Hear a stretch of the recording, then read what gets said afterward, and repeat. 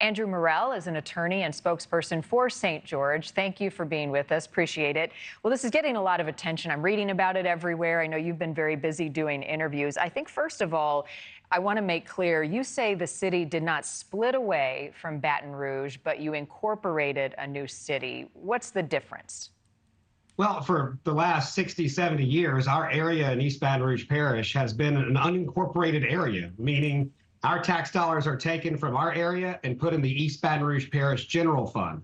Now, a parish is our Louisiana way of saying a county. We've never been a city before. We're no different than any other area where people have come together and voted to form their own city. So that's all we did, was exercise our constitutional rights to form a city, to vote, and to self-govern. But it stirred up a lot of talk, and I think the one being, and I want you to clarify this, is this was a racist move, that most of the people in St. George are white, most of the people in Baton Rouge are black. Was this racist? Address that criticism. Well, no, it's a divisive narrative that's created for people not to look beyond the surface of the issue. The issue was we have high taxes, we have high crime, we have one of the worst education systems in a country, state ranked dead last in education, and we want more opportunities. And citizens have been fleeing our parish for decades now. We're declining in population. Our effort was to stay in the parish and save the parish. We're not leaving. We're actually trying to make our parish better. And for 10 years, there was this back and forth. And could no one just come to a compromise? I mean, where did those discussions go to remain, but to make it better for all? Well, we had asked repeatedly for meetings, for compromises, to work together. And we were met with ridicule. We were met with hate and anger and a lot of vitriol. And a lot of these surface level issues would be thrown out into the media to kind of stir up that divisiveness. We've always asked to work together. We've just been met with hostility the entire time. So if we don't have representation, we went to form our own representation, and that's where City of St. George came from. So as St. George moves towards becoming its own city, incorporating, leaders are now demanding that the city parish pay back the taxes St. George residents paid to East Baton Rouge and that parish's government. Where does that fight stand? Well, that's going to be part of the negotiating process moving forward. As we transfer services from East Baton Rouge Parish to the City of St. George, that will be part of the negotiating process. What was clear from the Louisiana Supreme Court ruling was that we've been subsidizing the city of Baton Rouge with our tax dollars for a very long time now.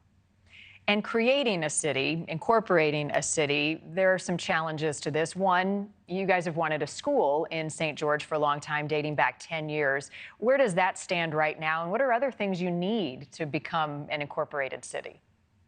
All right, well, with the school system, that is a process we will take on later on. Right now, the sole focus and onus is on standing up the city. You've got a lot to do.